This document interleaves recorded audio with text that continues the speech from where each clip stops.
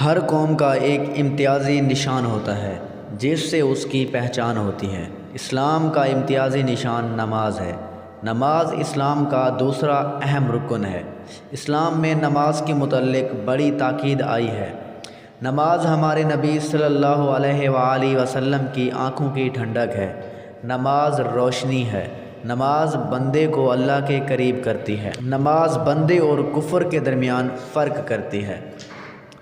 قیامت کے دن سب سے پہلے نماز کے متعلق سوال ہوگا۔ افسوس ہے کہ نماز جس قدر اہم ہے ہم اس قدر اس سے دور ہیں۔ ہمارے پاس ٹی وی پروگرامز دیکھنے کے لیے تو بہت وقت ہے، فضول کاموں کے لیے تو بہت ٹائم ہے، سیر و سیاحت کے لیے تو بڑی فرصت ہے۔ اگر ہمارے پاس ٹائم نہیں ہے تو نماز کے لیے، وقت نہیں ہے تو اللہ سے ہم کلام ہونے کے لیے، فرصت نہیں ہے تو اللہ کے حضور جھکنے کے لیے۔